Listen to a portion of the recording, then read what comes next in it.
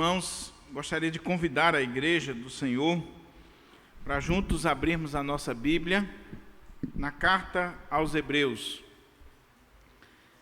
Carta aos Hebreus, nós vamos ler o último capítulo da Carta aos Hebreus, capítulo 13. Muito embora vamos ficar do verso 1 ao verso 17. Carta aos Hebreus, capítulo 13, versos 1 a 17, palavra do Senhor.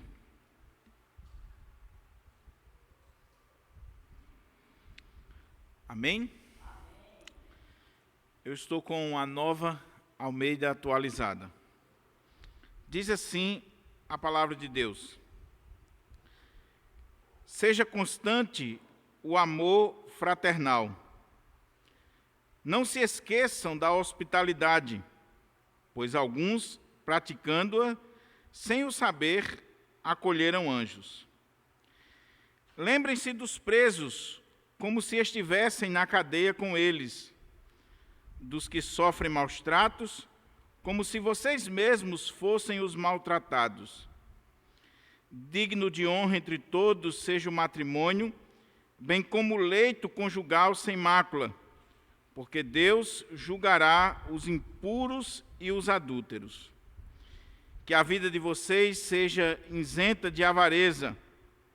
Contentem-se com as coisas que vocês têm, porque Deus disse: de maneira alguma deixarei você, nunca jamais o abandonarei. Assim, afirmemos confiantemente: o Senhor é o meu auxílio, não temerei. O que é que alguém pode me fazer? Lembrem-se dos seus líderes, os quais pregaram a palavra de Deus a vocês, e considerando atentamente o fim da vida deles, imitem a fé que tiveram. Jesus Cristo é o mesmo ontem, hoje e para sempre. Não se deixem levar por doutrinas diferentes e estranhas, porque o que vale é ter o coração confirmado com a graça e não com alimentos, que nunca trouxeram proveito aos que se preocupam com isso. Temos um altar do qual os que ministram no tabernáculo não têm o direito de comer, pois aqueles animais cujo sangue é trazido pelo sumo sacerdote para dentro dos santos, como sacrifício pelo pecado, tem o corpo queimado fora do acampamento. Por isso também Jesus, para santificar o povo pelo seu próprio sangue, sofreu fora da cidade. Saiamos, pois, a ele fora do acampamento, levando a mesma desonra que ele suportou. De fato, não temos aqui cidade permanente, mas buscamos a que há de vir. Por meio de Jesus, pois, ofereçamos a Deus sempre sacrifícios de louvor, que é o fruto de lábios que confessam o seu nome. Não se esqueçam da prática do bem e da mútua cooperação, pois de tais sacrifícios Deus se agrada. Obedeçam aos seus líderes e sejam submissos a eles, pois velam pela alma de vocês, como quem deve prestar conta delas. Que eles possam fazer isto com alegria e não gemendo. Pelo contrário, isso não traria proveito nenhum para vocês. Vamos orar ao Senhor mais uma vez, pedir ao Senhor que, de fato, essa palavra possa encontrar guarida nos nossos corações. Curva a sua fronte e ore ao Senhor. Pai, muito obrigado pela Tua palavra, muito obrigado por este bendito privilégio de poder estar diante da Igreja do Senhor para ministrar um texto tão solene, tão oportuno, tão atual para as nossas vidas. Que o Senhor se digne de nos abençoar na exposição da Tua palavra, nos dando discernimento, iluminação, intrepidez e especialmente a aplicação da palavra para a minha vida, para o meu coração e para o coração da tua igreja. É em nome de Jesus que eu te oro e já te agradeço, hoje e sempre. Amém. Amém. O tema do nosso sermão, baseado nesse texto, é a vida cristã em 3 dimensões. A vida cristã em 3 dimensões. Nós precisamos viver a vida cristã. Devemos viver a vida cristã. Somos convocados, exortados para vivermos a vida cristã. Mas a questão é, quais são as dimensões da vida cristã? Como é que eu devo viver a minha vida cristã, a minha fé, o Evangelho? Como é que eu coloco em prática o Evangelho no meu dia a dia? Como é que eu faço isso? Essa deve ser a nossa preocupação. Na verdade, essa é a preocupação de todo verdadeiro cristão. É saber que, a partir do momento que você teve um encontro com Cristo, a sua vida mudou por completo, em todas as áreas, em todas as dimensões. E a pergunta é, se mudou, como é que deve ser essa mudança? O que deve existir na minha vida cristã? Hoje pela manhã, no sermão que nós ministramos aqui, no capítulo 1 da carta aos Hebreus, se você não assistiu o sermão, não acompanhou, recomendo que você assista. Está aí na playlist do nosso canal. O tema do sermão foi Solos Christus, somente Cristo. E eu fiz a exposição dos primeiros 4 versículos do capítulo 1 de Hebreus, onde o autor de Hebreus exalta a pessoa e a obra de Cristo Jesus. E naquele sermão eu falei algumas coisas para elucidar a carta aos Hebreus. E como eu sei que a grande maioria aqui não esteve pela manhã, nós temos praticamente 2 públicos, um pela manhã e outro à noite, eu queria só ressaltar alguns pontos para que a gente possa entender esse texto. Primeiro, nós estamos diante de uma carta que é anônima, não sabemos quem escreveu. Por isso que quando nós citamos a carta aos Hebreus, geralmente nós falamos a carta aos Hebreus ou o autor da carta aos Hebreus, porque não sabemos quem foi. Alguns defenderam que foi Paulo, outros que foi Apolo, outros Barnabé, outros até Priscila, mas o fato é que, como dizia o pai da igreja Orígenes, nós não sabemos, só Deus sabe. É claro, quando dizemos isso, estamos falando do autor humano. O autor divino, sabemos, é o Espírito Santo de Deus, é uma carta inspirada pelo Espírito Santo de Deus. Segunda coisa interessante na carta aos Hebreus é que nós não sabemos necessariamente para qual público ela foi enviada, para qual igreja específica. Alguns chegam a discutir se ela foi enviada para a igreja lá na cidade de Roma.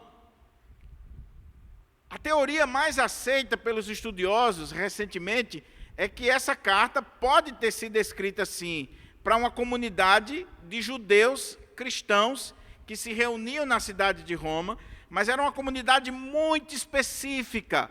Não era a igreja como um todo, era uma comunidade específica, talvez, de pessoas que estavam se preparando para o magistério da palavra. E aí eles recebem essa carta, que na verdade é um sermão, uma palavra de exortação.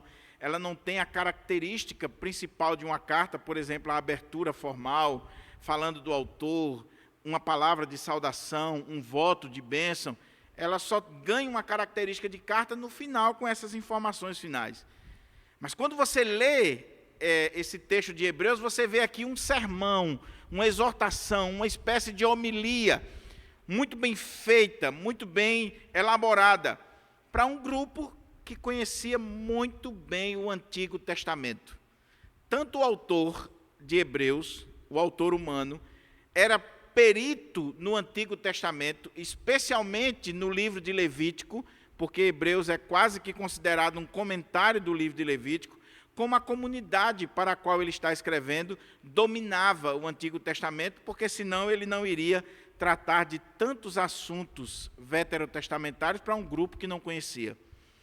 Então, nós temos essa ideia de que foi uma comunidade, talvez em Roma ou em outro lugar, mas uma comunidade específica, não uma igreja.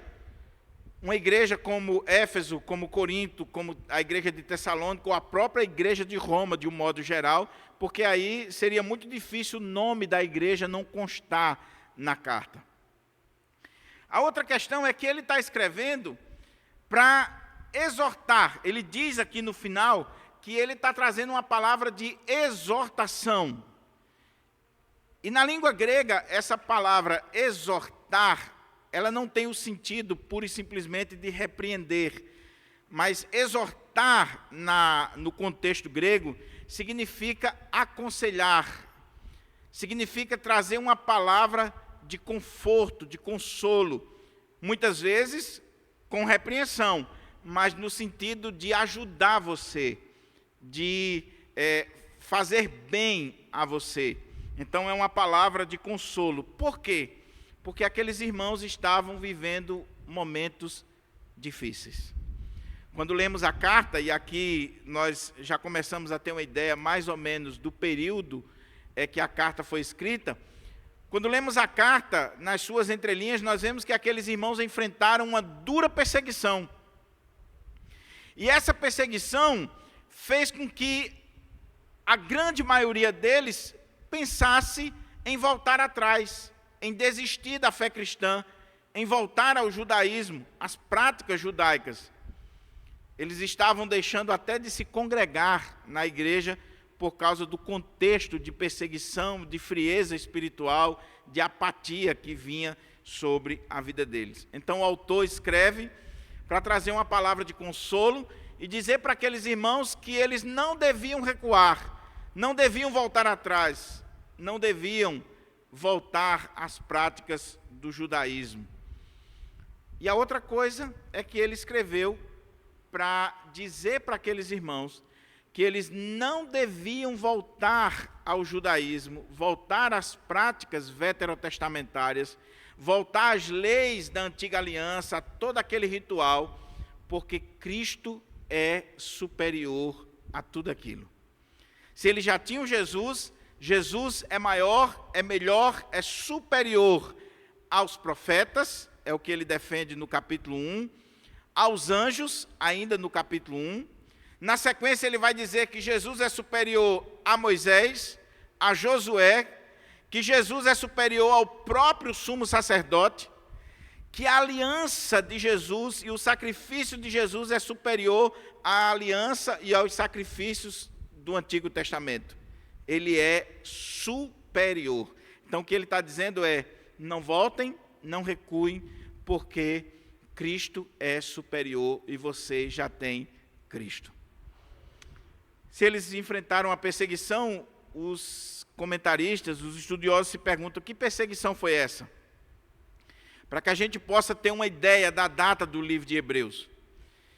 E talvez o livro de Hebreus ele tenha sido escrito entre o ano 64 e o ano 80.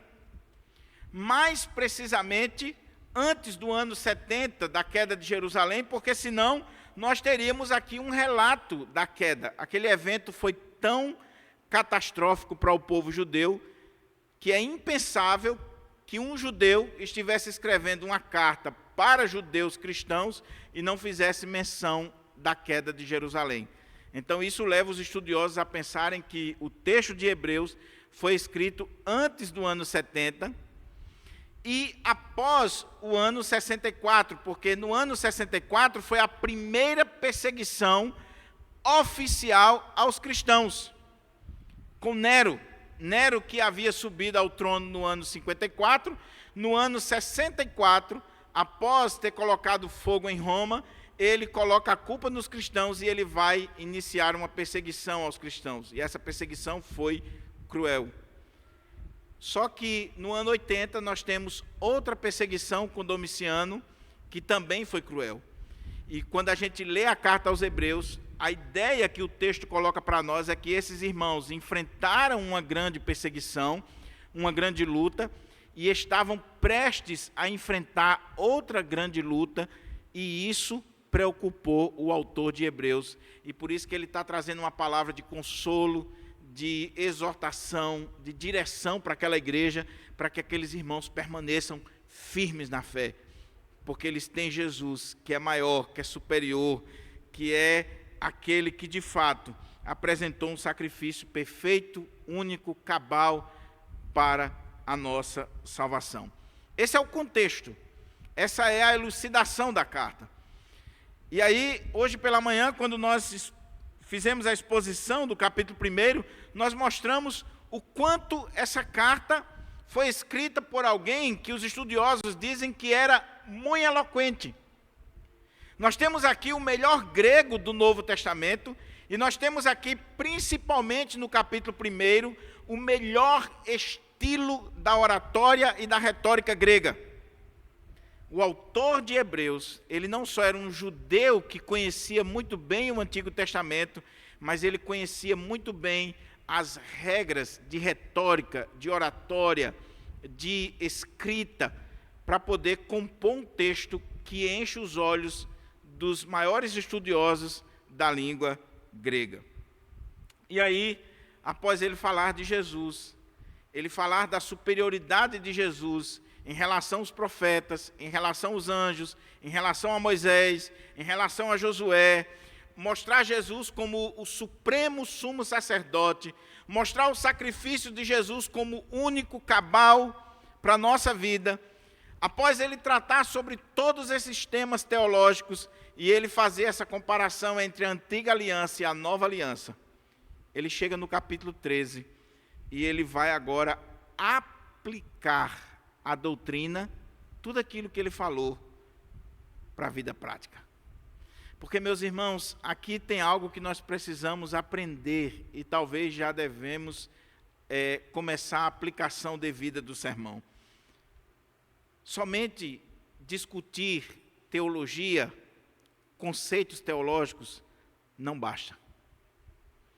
Você pode ter muito conhecimento na sua cabeça, você pode dominar a teologia do Pentateuco, dos livros históricos, dos livros poéticos, do Antigo Testamento, do Novo Testamento. Você pode ser um expert em todo o conteúdo teológico da Bíblia, mas a pergunta é, isso tem feito diferença na sua vida? Isso tem feito diferença no seu comportamento, no seu dia a dia? Isso tem influenciado o seu casamento? Isso tem influenciado a sua casa, o seu trabalho? Isso tem influenciado a sua vida na sociedade? Isso tem influenciado os seus valores éticos, morais, espirituais? Tudo aquilo que você tem aprendido na casa de Deus, diuturnamente, isso tem feito diferença na sua vida? Ou você é aquele que tem pós-doutorado, PhD, em escola dominical, em sermões, mas isso não faz diferença nenhuma na sua vida? Tem algumas pessoas que a igreja já deveria chegar assim: meu irmão, você está pós-doutor em doutrina, em escola dominical, em culto, em sermão. Está aqui o seu diploma e vai viver, meu querido. Mas não, a pessoa quer discutir mais. Ela quer ler o próximo livro. Ela quer escutar o próximo sermão. Ela acabou de ouvir o sermão do seu pastor, por exemplo, em Hebreus capítulo 1, verso 1 ao 4, como hoje de manhã, e a avidez dela é simplesmente uma curiosidade frívola. Agora eu vou ver o que fulano falou, o que ciclano falou, o que Beltrano falou, eu vou comparar o sermão do meu pastor com o sermão de fulano, de Beltrano. Nada errado. A questão é, e depois de tudo isso, você está aplicando esse texto à sua vida? Ah, pastor, eu acompanho o reverendo fulano de tal no YouTube, o reverendo Augusto Nicodemos, Hernandes, seja lá, Paulo Júnior. Ok, quantos sermões você já ouviu desses pastores? A pergunta é, qual deles você colocou em prática? Qual deles está mexendo com você nas dimensões da sua vida cristã? Daí, é esse o propósito do autor aos Hebreus. Ele não termina o seu sermão. E como eu disse, aqui não é uma carta necessariamente, é um sermão. Eu desafio você a ler esse texto, que nós chamamos de Carta aos Hebreus, de uma sentada. Talvez hoje à noite, amanhã, durante a semana, separe um tempo, abra sua Bíblia em Hebreus capítulo 1 e leia, sem parar, de uma sentada, leia do capítulo 1 ao capítulo 13. Primeiro você vai ficar maravilhado com o estilo do texto, estilo literário. Segundo, com a profundidade, com a beleza teológica do texto.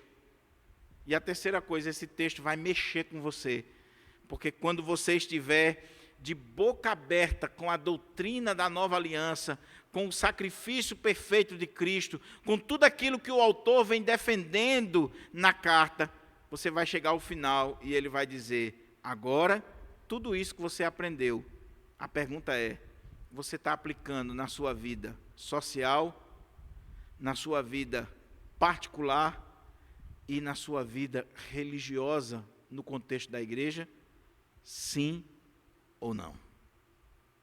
As três dimensões da vida cristã, à luz desse texto, que chama muito a nossa atenção. Primeira dimensão, a dimensão social. Olha como é que o texto começa. O texto começa dizendo assim: seja constante o amor fraternal. Não se esqueçam da hospitalidade, pois alguns, praticando-a, sem o saber, acolheram anjos. Lembrem-se dos presos, como se estivessem na cadeia com eles, dos que sofrem maus tratos, como se vocês mesmos fossem os maltratados. Olha a dimensão da vida cristã. Olha que dimensão extraordinária ele está colocando. Ele está olhando além dos muros da sua casa e da própria igreja. Ele está olhando para a nossa vida lá fora. Como é que nós enxergamos os nossos irmãos, os presos, os que são necessitados, os maltratados deste mundo? E ele começa dizendo assim: seja constante o amor fraternal, o amor de irmão, o amor de família. O amor aqui não é o amor de um homem para com a mulher, não é o amor de Deus em si, mas é a aplicação desse amor ágape nos relacionamentos. O amor fraternal, o amor de amigo. E ele está dizendo que esse amor, ele deve ser constante, perene. Deve ser praticado hoje, praticado amanhã e praticado sempre. E eu pergunto para você, por que o autor de Hebreus está dando essa ordem para aquela igreja, para aqueles irmãos? É claro que se ele está dizendo para aqueles irmãos, irmãos, sejam constantes no amor fraternal, é porque aqueles irmãos não estavam sendo constantes no amor fraternal, ou estavam sendo tentados a isso. O ponto aqui é, meus irmãos, diante de dificuldades, de perseguições, de lutas, de intempéries que a vida nos traz, principalmente num contexto como aquele que esses irmãos estavam vivendo, é só você ler a carta, nós temos a tendência de começarmos a pensar pura e simplesmente em nós mesmos. Salve-se quem puder. Então o amor vai se esfriando de nós. A preocupação com o outro, o carinho, o cuidado, o amor para com o meu irmão. Num contexto como esse que aqueles irmãos estavam vivendo do primeiro século, eles podiam ter a infeliz ideia que cada um viva por si, salve-se quem puder. E aí vem o autor aos Hebreus e diz: seja constante o amor fraternal. Esse amor de irmãos, esse amor de família, esse amor que envolve a comunidade. Vocês agora são um corpo, vocês agora são uma família, vocês agora são irmãos, vocês agora devem se preocupar com o outro, amar ao outro, ter esse amor fraterno pelo seu semelhante. Não negligencie isso, cuidado para que vocês, na melhor das intenções, porque você pode dizer assim, mas espera aí, eu estou sofrendo também. Eu estou enfrentando lutas, eu estou enfrentando perseguições, provações, privações, por que eu vou me importar com o outro? Aí o texto está dizendo, independente de qualquer circunstância, de qualquer coisa, seja constante o amor fraternal. Meu querido irmão, minha querida irmã, nós estamos perdendo essa característica dia após dia nas nossas igrejas. Até porque nós só nos vemos no domingo à noite ou domingo de manhã. Até porque muitas comunidades hoje, elas nem hall de membro têm, ela não se preocupa com isso. Ela está pensando na multidão. Ela está pensando no grande evento. Ela está pensando em juntar gente. Mas ela não se preocupa com o indivíduo. Eu não quero saber qual é a sua vida. Eu não quero saber se você está sofrendo, se você está desempregado, se você está carente de pão. Eu não quero saber. Mas quando você ama fraternalmente, você se preocupa com o seu irmão. Todos estão no mesmo barco, todos estão na mesma realidade, todos servem ao mesmo Senhor. Então ele está falando aqui desse amor, desse cuidado, desse carinho da igreja, uns para com os outros. Uns para com os outros. A outra coisa interessante que o texto coloca para nós é: não se esqueçam da hospitalidade, pois alguns, praticando-as, sem o saber, hospedaram anjos. Já pensou que coisa interessante? Lembre-se do contexto. Aqueles irmãos poderiam ter a ideia: eu vou cuidar de mim, vou cuidar da minha família. O egoísmo, o egocentrismo poderia enraizar-se no coração deles. E aí eu não quero saber de você, não quero saber da sua vida, do que você está passando. Principalmente se você for um estrangeiro, um estranho. E aí o texto coloca aqui: não negligencie a hospitalidade. E essa palavrazinha hospitalidade aqui, a raiz dela é amor para com estranhos. Amor para com estranhos. É você estar disposto a abrir a porta da sua casa para alguém que não pertence à sua família de sangue, é um estranho. Estranho nesse sentido. Ele não é um parente chegado, ele não é um filho, um tio, um avô, ele é um estranho. Mas está precisando de uma hospedagem, está precisando de um cuidado, está precisando de uma ajuda, e você abre a porta da sua casa para receber aquela pessoa. No contexto aqui do Novo Testamento, o que acontecia naquela época? Primeiro, as hospedarias eram muito caras. Segundo, os estudiosos dizem que as hospedarias, naquele contexto lá do primeiro século, eram quase que sinônimo de prostíbulos, de lugares imundos, sujos, perigosos. E aí você não ia querer que o seu irmão, que tem a mesma fé que você tem, que crê no mesmo Jesus que você crê, que está naquela região, naquela cidade para fazer a obra de Deus. Você não vai pegar o seu irmão e colocar numa hospedaria onde vai estar ali um profano, um prostituto, que vai estar ali um ladrão, vai estar ali alguém que pode até fazer mal para aquela pessoa. Você não vai querer que o seu irmão fique na mão dos outros. Então a igreja primitiva era exortada a acolher os irmãos, a hospedar os irmãos, a dar todo esse cuidado necessário para evitar que os irmãos fossem para estas hospedarias seculares e ali eles estivessem num ambiente insalubre, imundo, um ambiente que poderia lhes fazer mal. É claro,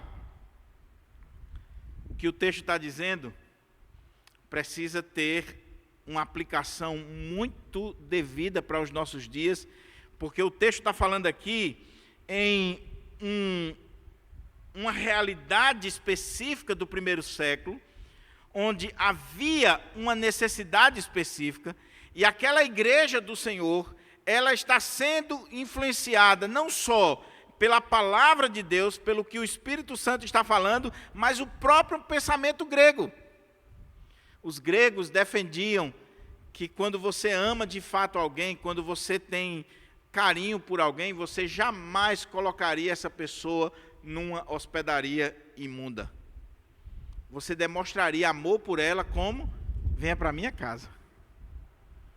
Venha para minha casa. Até hoje é assim, né? Uma pessoa que de fato você ama, que de fato você respeita, que você tem carinho, quando ela chega na sua cidade, você não diz assim: vá para o hotel mais distante, para a pousada mais distante. Quando é alguém que você ama, que está próximo de você, que faz parte desse contexto de amor que você tem, você diz assim: fulano, quer isso? Você vai vir para a minha casa. Já reservei aqui um quarto para você, está tudo preparado. Esse é o contexto. Amor para com os irmãos, mesmo que eles sejam estranhos, mesmo que eles não pertençam à minha família de sangue, não pertençam ao meu núcleo familiar, mas é um irmão em Cristo. Aqui não está dizendo que você vai abrir a porta da sua casa para qualquer pessoa. Aqui não está dizendo que você vai hospedar qualquer um. Aqui está dizendo que você deve manifestar amor, carinho para com os seus irmãos. Eu louvo a Deus porque aqui na nossa igreja nós ainda temos essa prática. Toda vez que nós trazemos um pregador de fora para um congresso, para um evento na nossa igreja, é muito raro a gente colocar no hotel.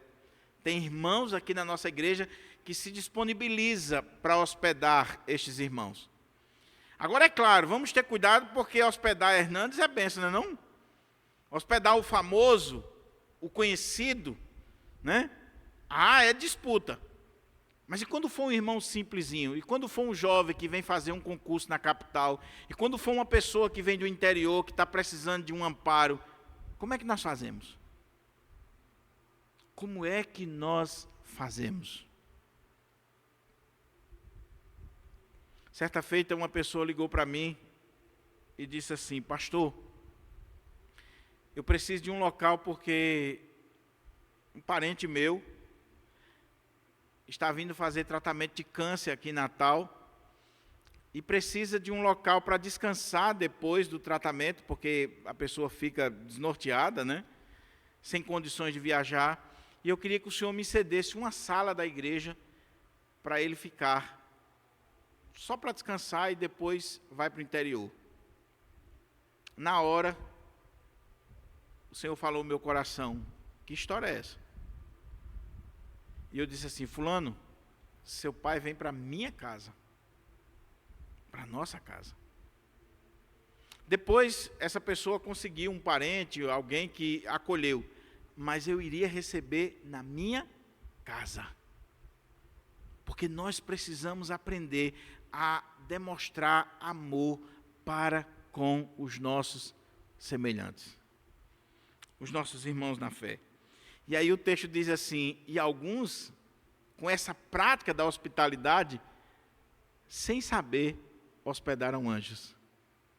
É claro que ele pode estar fazendo aqui uma referência à visita dos anjos a Abraão, a Manoá, a Ló, a experiências diversas que aconteceu na igreja primitiva, onde anjos materializados vieram visitar o povo de Deus e foram recebidos como homens comuns.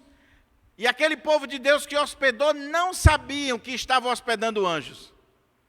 Mas eu queria fazer uma aplicação desse texto e dizer para os irmãos que há pessoas de carne e osso que nós recebemos na nossa casa e muitas vezes, sem saber, nós estamos hospedando verdadeiros anjos de Deus. Vou dar um exemplo para você.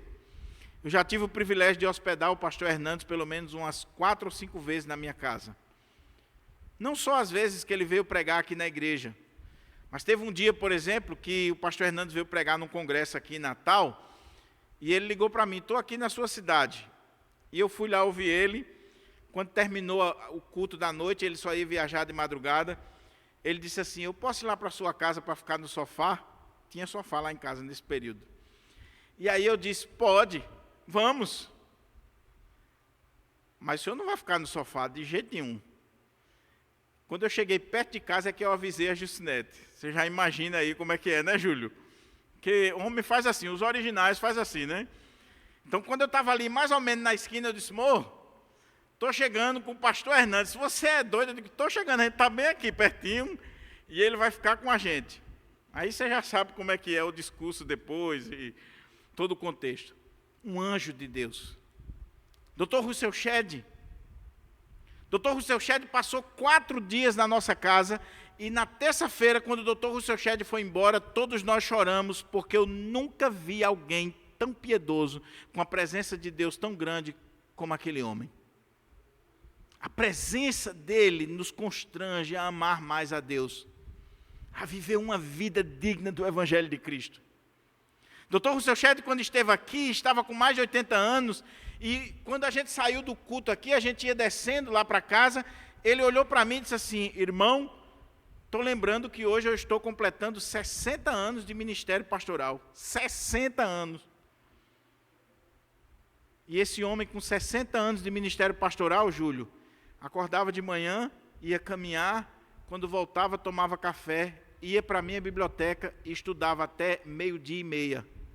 Almoçava, descansava um pouquinho, estudava até quase a hora do culto. E eu ficava assim, meu Deus do céu, se Dr. Russell Shedd, com PhD, com doutorado, com 60 anos de ministério, estuda esse tempo, imagine eu quanto tempo eu tenho que estudar. Um anjo de Deus. Um anjo de Deus.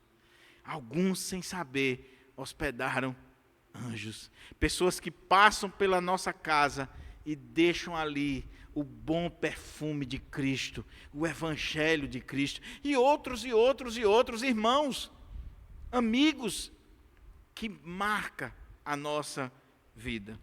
Seja constante o amor fraternal. Não se esqueçam da hospitalidade, pois alguns, praticando-a sem o saber, acolheram anjos.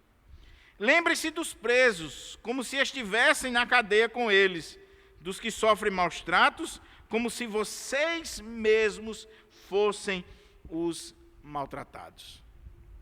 Quem são os presos aqui?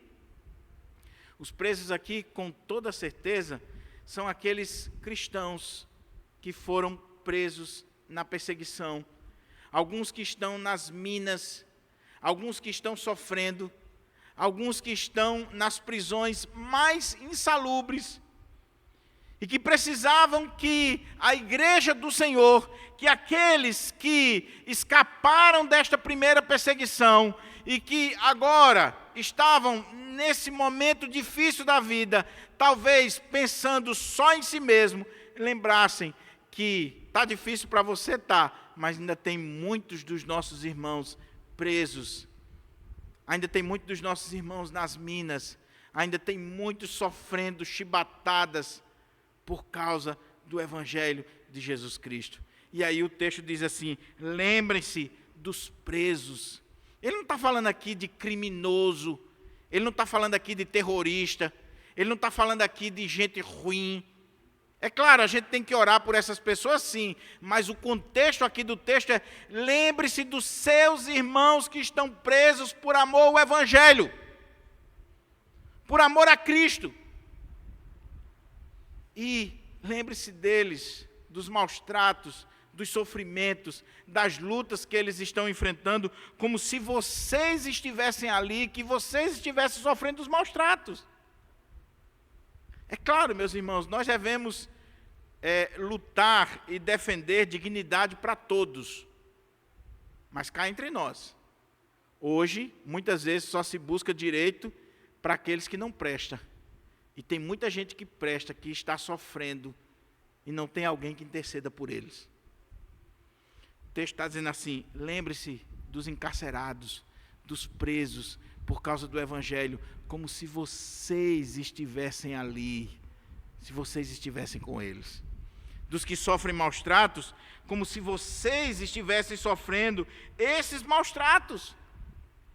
São seus irmãos.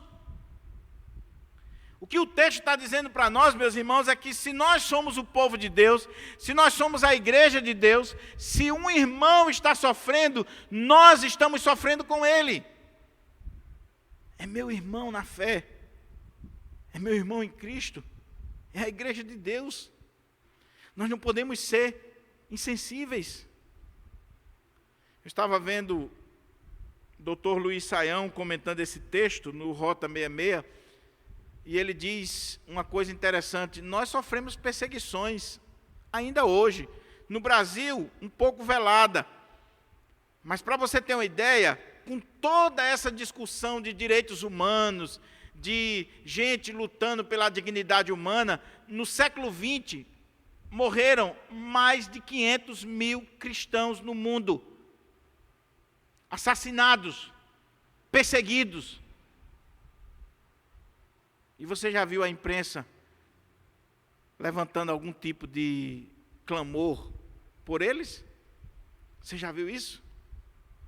Você já viu a Rede Globo falando dos cristãos que são perseguidos nos países comunistas? Você já viu a Rede Globo falando sobre a morte de cristãos, os mártires cristãos, que ainda hoje são perseguidos?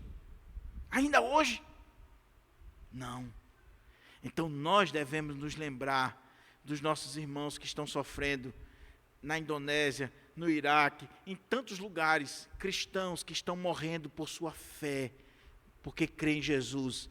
Porque lá, evangelho não é gospel, como no Brasil. Lá, evangelho é sinônimo de martírio. De martírio.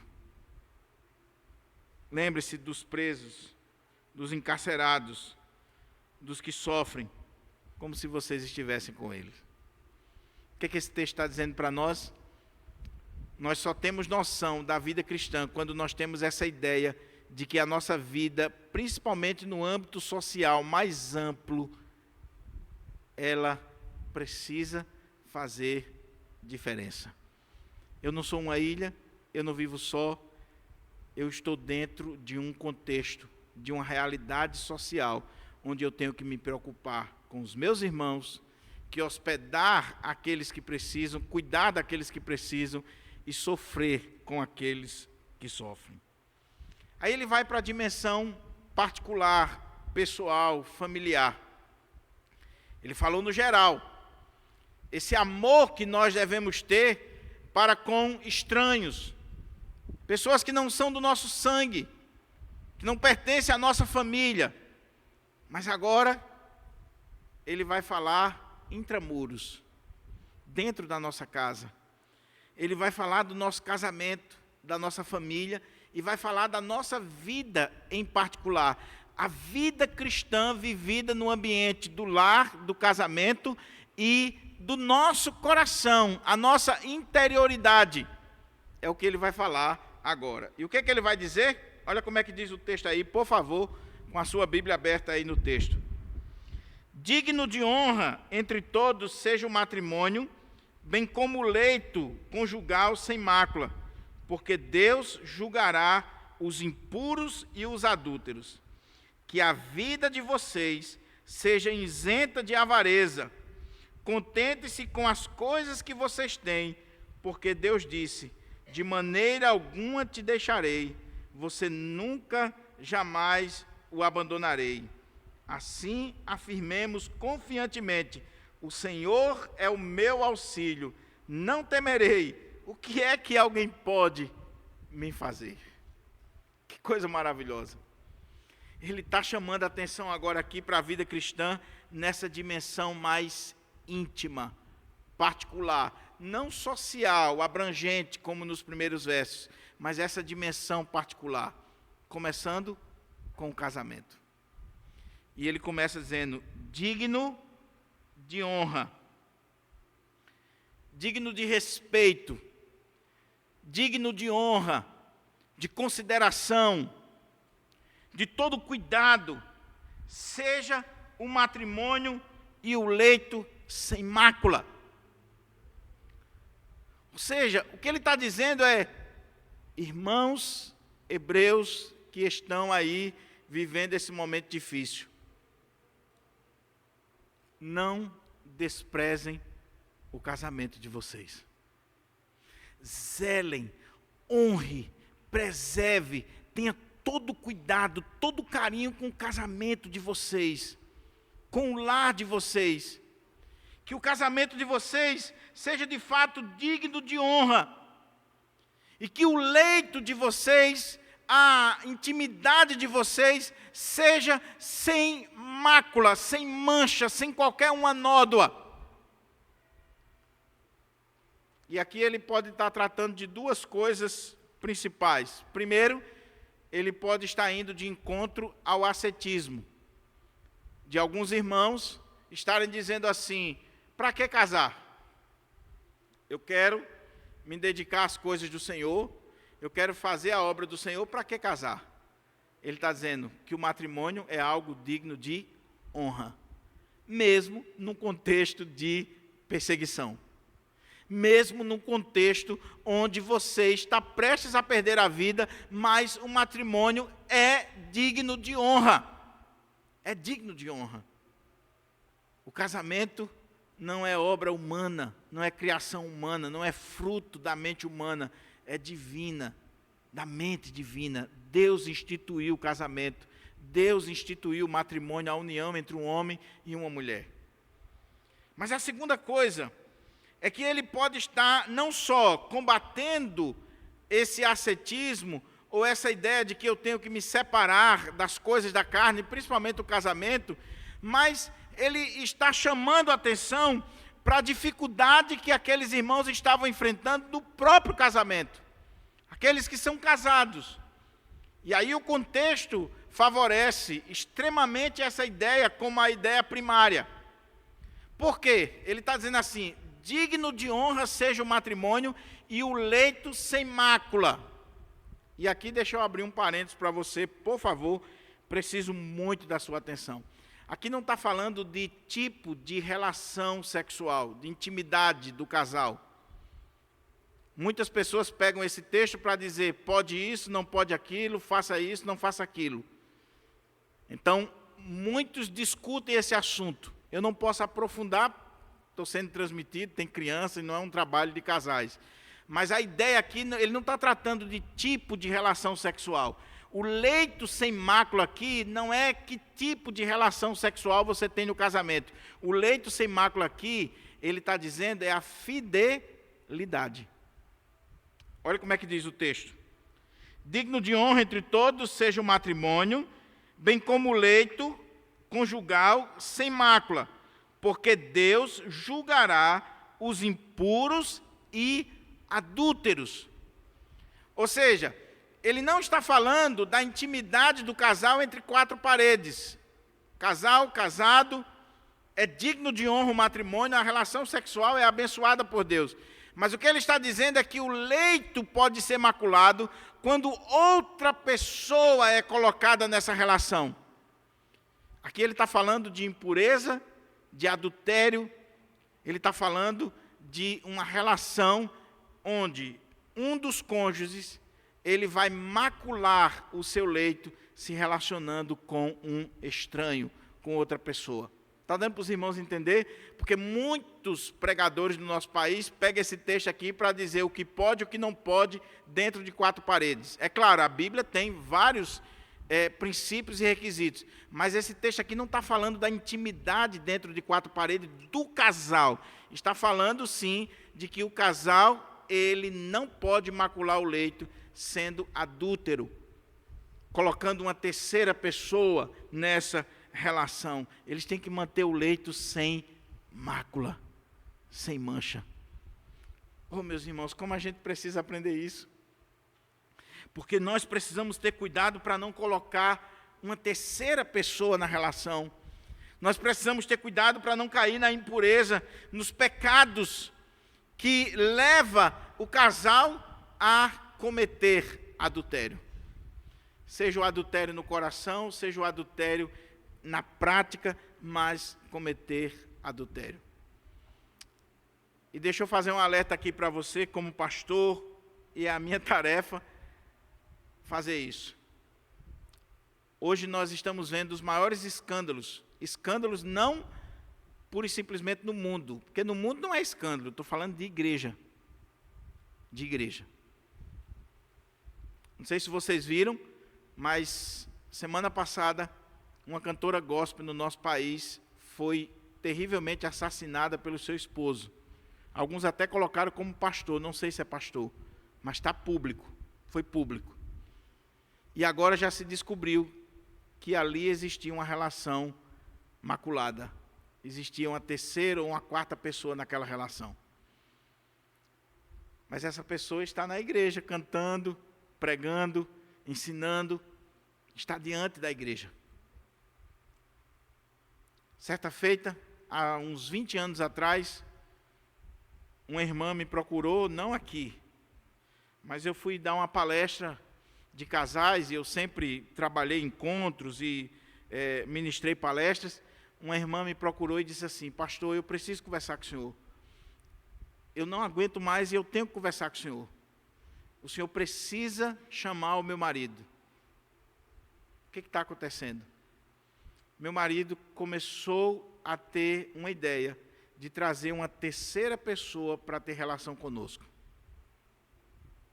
Falando de crente. Se diz crente. Começou a assistir filmes pornográficos, daqui a pouco começou a ter essa ideia satânica e chegou a levar a pessoa. E a esposa disse: se essa pessoa entrar no nosso quarto, eu vou gritar, vou chamar a polícia, eu vou embora. Não brinque com a carne, não brinque com o que o diabo pode fazer para destruir a minha e a sua vida. Ou você nunca viu, por exemplo, as famosas novelas. Você está assistindo a novela e a novela está mostrando que o casal é infeliz, briga muito, o cara é isso, o cara é aquilo, já tem uma idade avançada e de repente a mulher descobriu um garotão que cuida dela da melhor maneira, que tem uma palavra, que tudo isso, e daqui a pouco está todo mundo torcendo, até cristão, para ela deixar o marido mais velho, que é ruim, e casar com um garotão ou sair com um garotão mais novo. Deturpando os princípios da palavra de Deus. Mas digno entre todos seja o matrimônio e o leito sem mácula. Que Deus proteja a nossa casa, que Deus proteja a nossa família, que Deus proteja o nosso casamento. Que Deus nos dê graça de manter o nosso casamento sem mácula, digno para a glória do Senhor.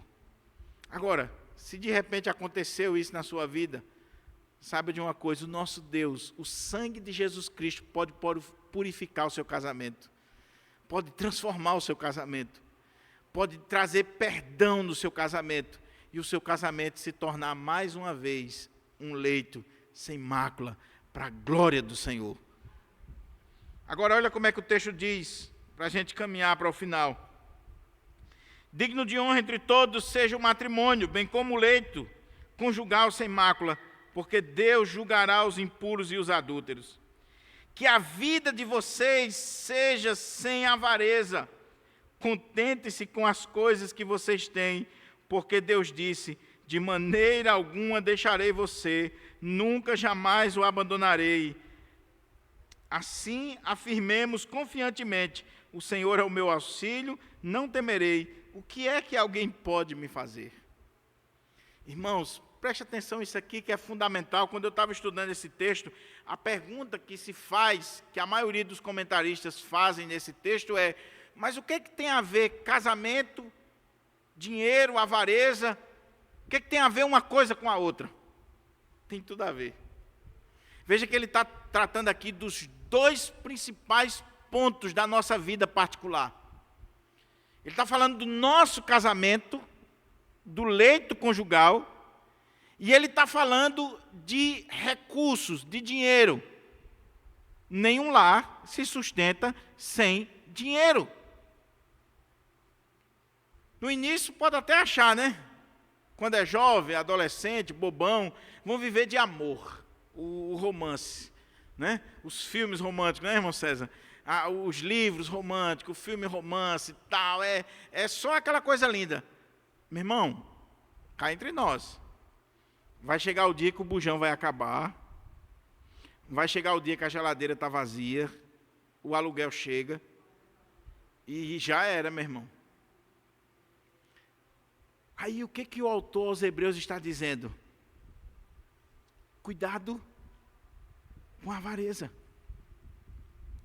Porque, meus irmãos, nós podemos ter uma desculpa muito grande, cá entre nós, olha para mim aqui, principalmente os homens. Pastor, mas eu estou correndo porque eu quero dar o melhor para a minha família.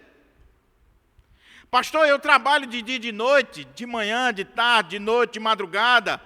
Eu passo 15, 20 dias fora de casa. Eu não tenho tempo para minha esposa, para os meus filhos, para o meu lar. Porque, afinal de contas, pastor, eu estou fazendo meu pé de meia. E eu preciso suprir as necessidades do meu lar. Mas será que, de fato, o que está no seu coração é isso? Será que esse sofrimento todo, que essa correria toda, que esse afã de ganhar mais dinheiro, de correr atrás de mais dinheiro, de fato é cuidado com a família, com o seu casamento? Ou o que está por trás é a avareza, é o amor ao dinheiro? Não tem nada com a família, não tem nada com o cuidado da esposa, dos filhos, não tem nada com o lar. Mas o que está por trás, muitas vezes, de toda essa correria, de todo esse cuidado que o cara tem, é exatamente porque ele ama o dinheiro, ele quer mais, mais, mais e mais. E quanto mais dinheiro você tem, mais você quer. E quanto mais rico você for, pior. Há poucos dias eu vi um desses videozinhos aí de internet, né? A diferença do pobre e do rico quando o entregador vem deixar um lanche na casa dele. Você sabe? Quando o entregador vem deixar um lanche na casa do rico, primeiro é difícil entrar, até no condomínio, né?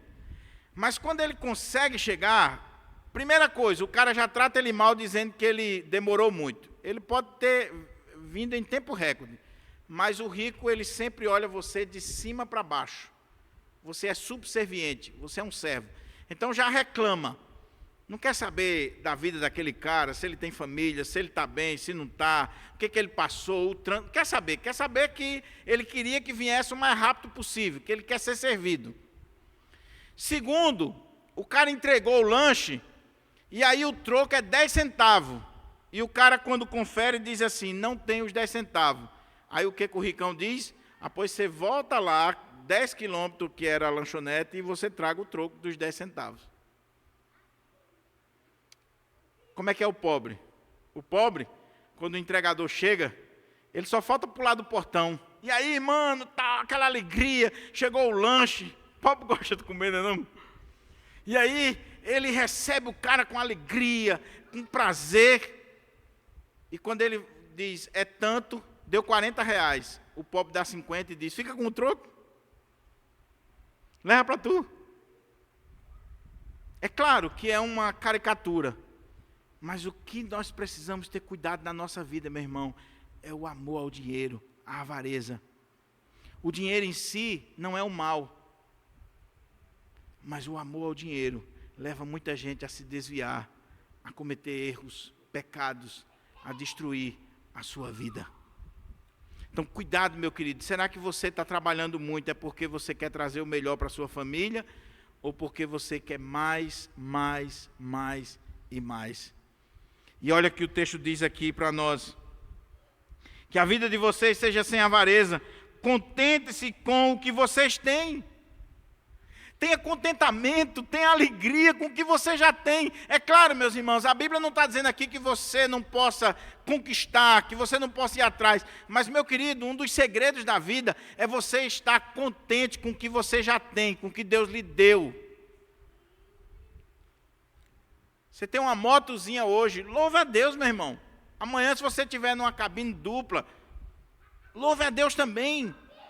Mas tem pessoas que podem estar na 4x4, cabine dupla, tudinho, e ele é infeliz.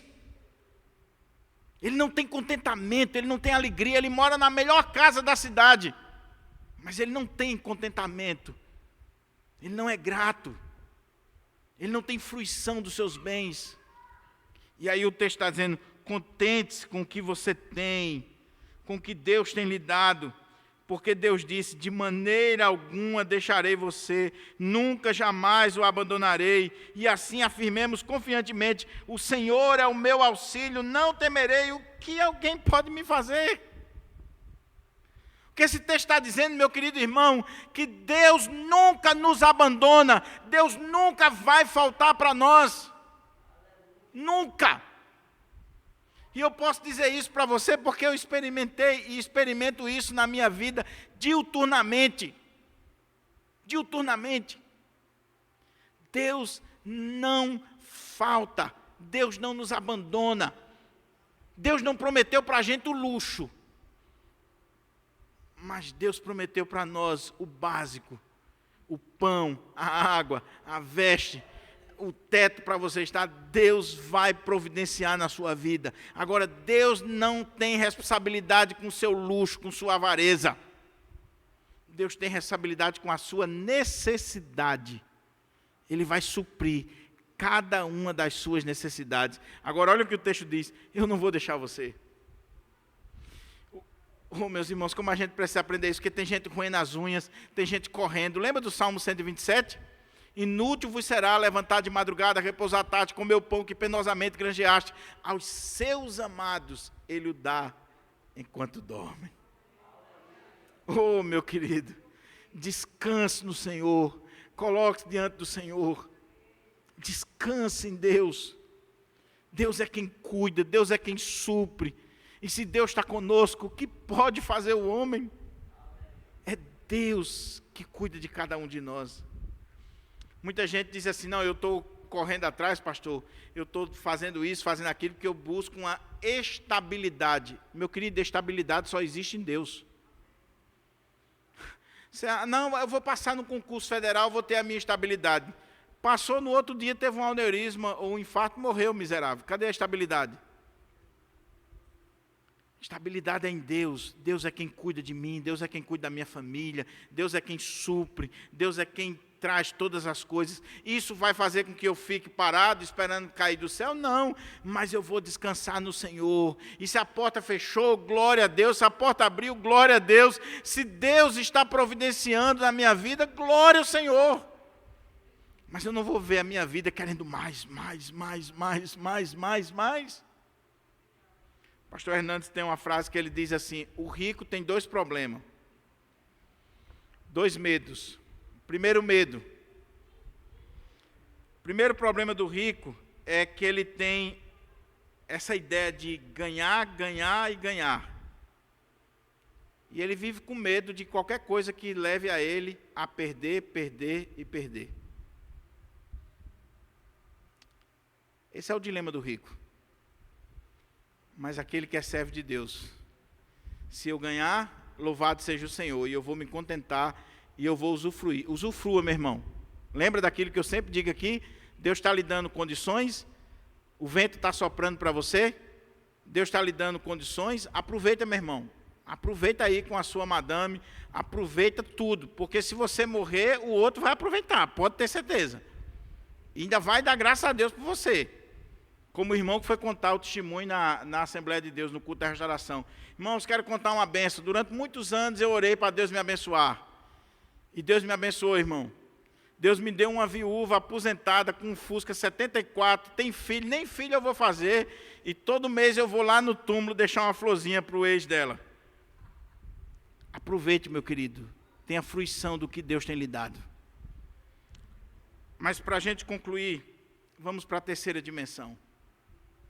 A dimensão social, mais ampla, esse amor fraterno, esse cuidado para com o estrangeiro, a hospitalidade, sofrer com os que sofrem, essa dimensão particular em que eu vou cuidar do meu casamento.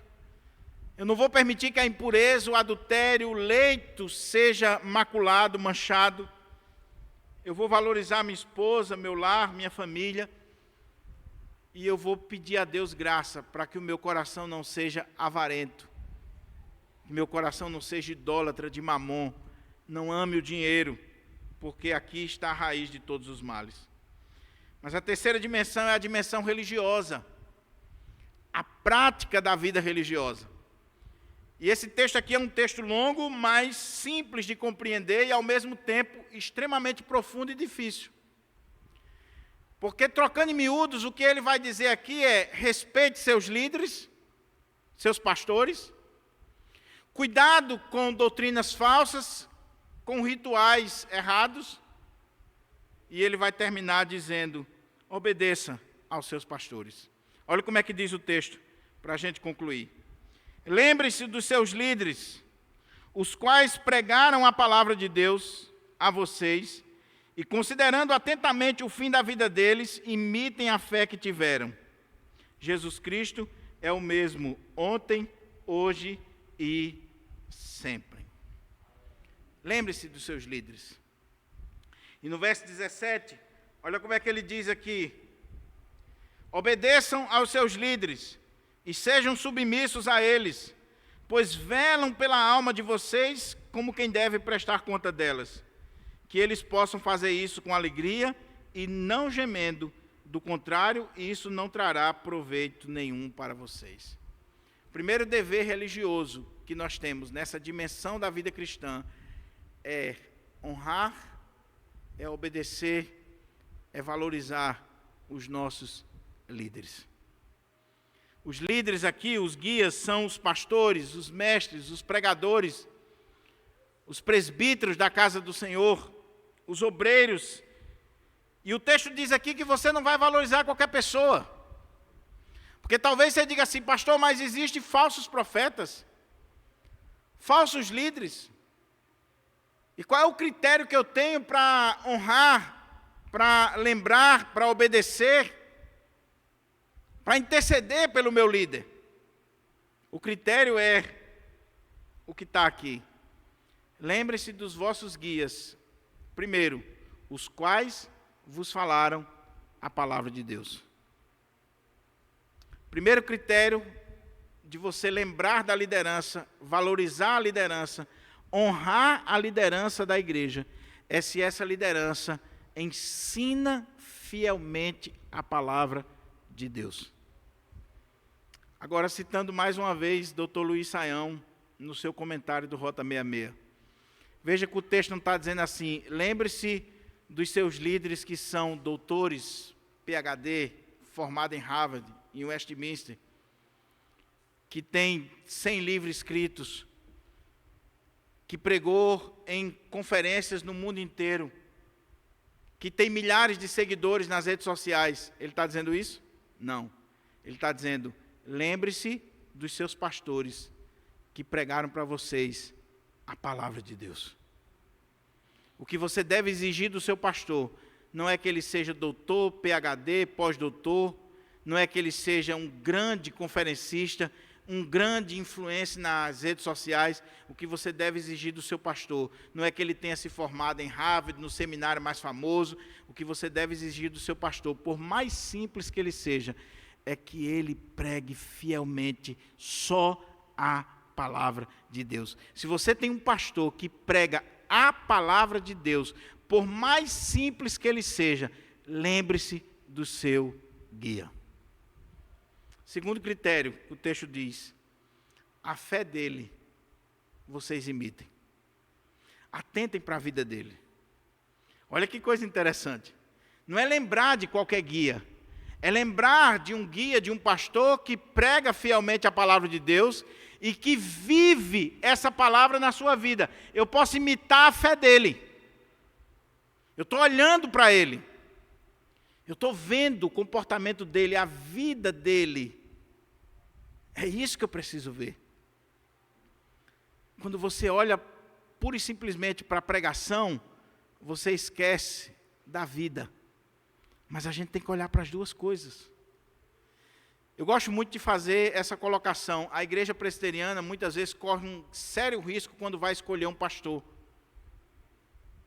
Porque muitas vezes nós julgamos aquela pessoa que vai ser eleita numa igreja local, pura e simplesmente por causa da dinâmica dele no final de semana. Ele chegou, pregou, é claro, se eu vou ser avaliado, eu vou pregar o melhor sermão, eu não vou pregar um sermão inédito, como eu estou pregando hoje aqui. É diferente de um pastor que está há 12 anos na igreja, como eu estou aqui, e que todo domingo tem que estar pregando. Se eu vou pregar em outra igreja, eu vou pregar para ser avaliado, eu vou pregar o meu melhor sermão, aquele que eu tenho na cabeça. Eu sei que eu estou sendo avaliado. E eu vou pregar da melhor forma. Então você não pode julgar pura e simplesmente pelo sermão. A pergunta é, como é que ele trata a esposa? Como é que ele trata os filhos? Como é que ele vive a vida cristã?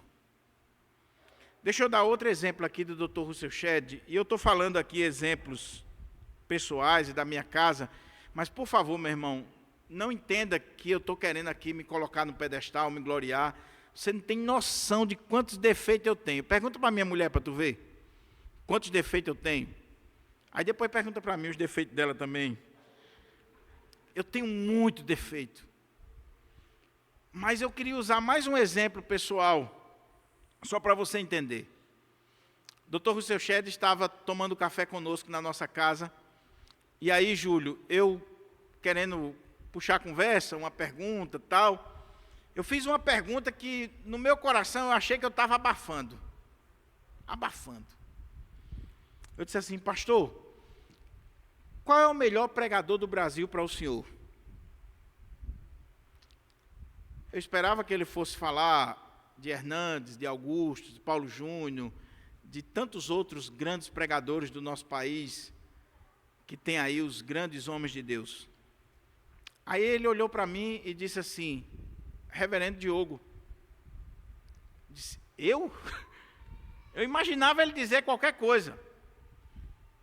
Eu disse, não, o senhor não entendeu. Eu perguntei para o senhor qual o melhor pregador, o maior pregador do Brasil. Aí ele disse, Reverendo Diogo. Aí eu disse, pastor, o senhor nunca me viu pregar. O senhor nunca esteve numa conferência que eu preguei, ou o senhor não me viu pregar na igreja? Aí ele disse assim, quem foi que disse que eu estou falando de pregação, de conferência ou de igreja? Há 4 dias que eu estou na sua casa, e eu estou vendo como você está tratando esse cachorrinho pudo, como você está tratando sua esposa, seus filhos.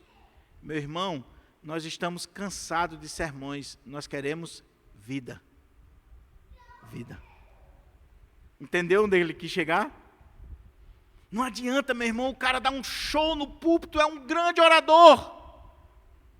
Mas, cadê a vida? Cadê a prática? Ele não aplica na sua vida aquilo que ele está ensinando.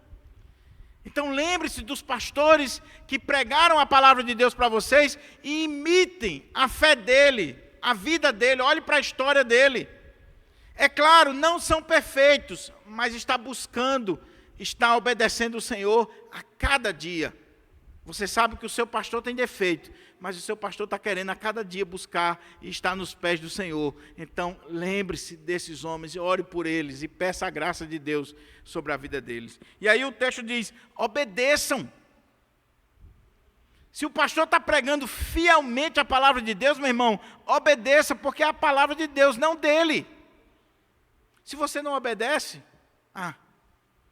agora ele está dizendo, obedeçam a esses pastores, pois eles velam pela alma de vocês como aqueles que têm que dar conta delas.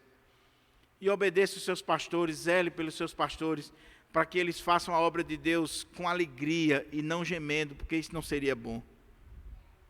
Meu querido irmão, minha querida irmã, quantos pastores que estão gemendo nas igrejas.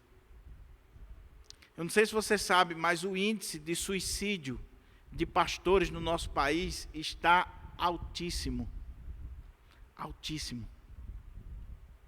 A igreja presbiteriana, no grupo dos pastores e no próprio Supremo Concílio, nós estamos vendo quantos pastores estão aí com essa síndrome de burnout, foram torrados, queimados até o final. Pastores que não são valorizados, que não são honrados pela igreja. Pastores que estão sofrendo na mão de famílias, de presbíteros, de conselhos muitas vezes malignos, que trata o pastor como se fosse um empregado qualquer, um funcionário qualquer, não vê como um homem de Deus. Pastores que dedicam a sua vida toda à igreja, que vivem para a igreja e depois são chutados, jogados na rua. E muitos chegam assim e dizem, você tem tantos dias para ficar na casa pastoral, não interessa para onde você vai. Pastores que são jogados, pastores que estão gemendo, mas o texto diz, não faça isso, meu irmão. Eu queria deixar aqui uma palavra para você que está assistindo, você que está aqui. Meu irmão, não seja pedra de tropeço na vida de pastor nenhum.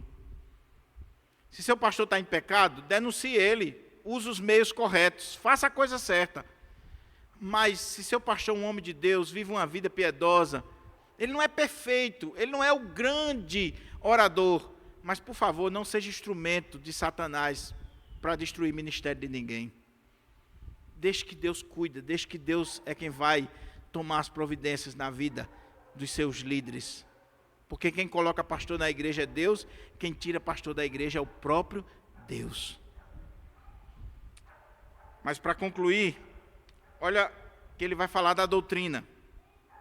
Olha como é que diz. Não se deixem levar por doutrinas diferentes e estranhas, porque o que vale é ter o coração confirmado com graça e não com alimentos, que nunca trouxeram proveito aos que se preocupam com isso. Temos um altar do qual os que ministram no tabernáculo não têm o direito de comer, pois aqueles animais cujo sangue é trazido pelo sumo sacerdote para dentro do Santo dos Santos, como sacrifício pelos pecados, têm o corpo queimado fora do acampamento. Por isso também Jesus, para santificar o povo pelo seu próprio sangue, sofreu fora da cidade. Saiamos, pois, a ele fora do acampamento, levando a mesma desonra que ele suportou. De fato, não temos aqui cidade permanente, mas buscamos a que há de vir.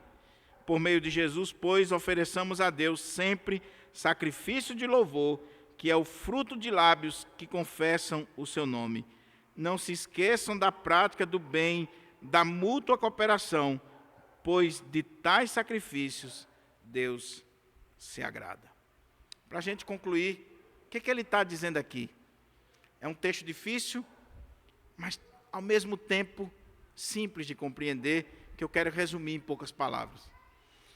Lembre-se que em toda a carta ele está exortando aqueles irmãos a não voltarem para o judaísmo, a não voltarem para as práticas do judaísmo. E aqui ele está dizendo, cuidado com as falsas doutrinas. Cuidado com ensinos estranhos. Irmãos, em nome de Jesus, nós vivemos um dos momentos mais difíceis da história da igreja, onde você tem acesso a todo tipo de conteúdo na internet, em livros, em tudo mais. Então, cuidado com o que você está bebendo. Cuidado. Não escute todo mundo. Tenha critérios. Saiba se o cara está pregando de fato a palavra de Deus, se o fundamento é a palavra de Deus. Então, cuidado com ensinos estranhos. E aí ele vai exemplificar. Ele vai dizer, cuidado para vocês não estarem voltando ao ritualismo da antiga aliança, do sacrifício de animais, de bodes, de tentar conseguir qualquer tipo de justificação, de santificação a partir de carnes, de sacrifícios, como acontecia no Antigo Testamento. Não voltem ao judaísmo. E aí ele vai usar um exemplo fantástico, que só o autor de Hebreus dá esse foco para nós. Ele vai dizer que na antiga aliança, O sacerdote, quando ele sacrificava o animal, ele não comia o animal ou não consumia aquele animal ali no ambiente do santuário, mas era tirado para fora para ser consumido.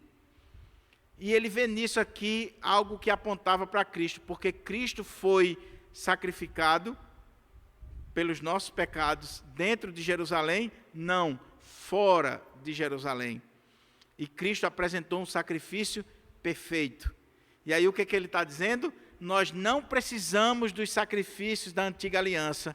Nós olhamos para a cruz, para esse altar, fora do tabernáculo, do ambiente dos sacrifícios levíticos, fora, lá no Calvário, nós olhamos para a cruz. E qual é o ponto que ele vai chegar? Agora, nós não oferecemos sacrifício de sangue, nós oferecemos sacrifícios de louvor, fruto dos nossos lábios, de gratidão, do nosso coração a Deus.